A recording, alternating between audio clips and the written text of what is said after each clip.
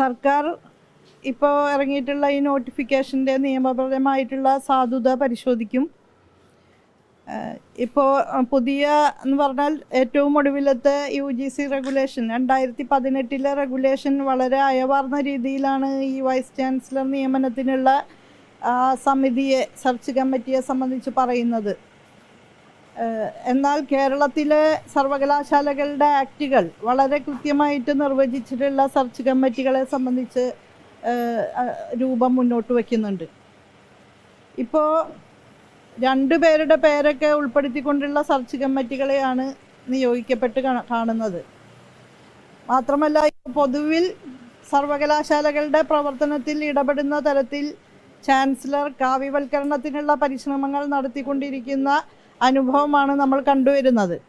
ABVP പ്രവർത്തകരാണ് എന്ന കാരണത്താൽ വിദ്യാർത്ഥികളെ നോമിനേറ്റ് ചെയ്യുന്നു. അവരുടെ മെറിറ്റോ കഴിവുകളോ പരിശോധിക്കാതെയാണ് ഇങ്ങനെ നോമിനേറ്റ് ചെയ്തത്. മുൻകാലങ്ങളിലൊക്കെ ഏറ്റവും നന്നായി പഠിക്കുന്ന റാങ്ക് ഹോൾഡേഴ്സായിട്ടുള്ള വിദ്യാർത്ഥികളെയും കലാകായിക മത്സരങ്ങളിൽ ഏറ്റവും മികവാർന്ന കലാപ്രതിഭകളായി തിരഞ്ഞെടുക്കപ്പെടുന്നവർ, അതുപോലെ നാഷണൽ ലെവലിലും ഇൻ്റർനാഷണൽ ലെവലിലും കഴിവ് തെളിയിച്ച കായിക പ്രതിഭകൾ, അവരൊക്കെയാണ് നോമിനേറ്റ് ചെയ്യപ്പെടാറ്.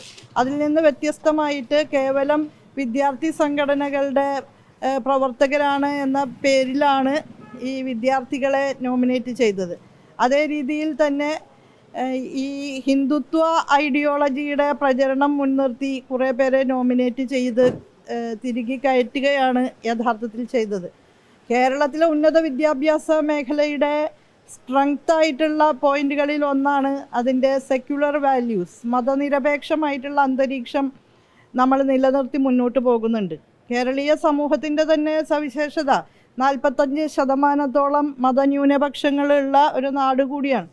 അപ്പം നമ്മൾ മുഴുവൻ വിദ്യാർത്ഥികൾക്കും, അവരേത് സാമൂഹ്യ വിഭാഗത്തിൽ നിന്നായിക്കോട്ടെ, അവർക്ക് സാമൂഹ്യനീതി ഉറപ്പാക്കുന്ന രീതിയിലുള്ള നിലപാടുകൾ സ്വീകരിച്ചാണ് മുന്നോട്ട് പോയിട്ടുള്ളത്.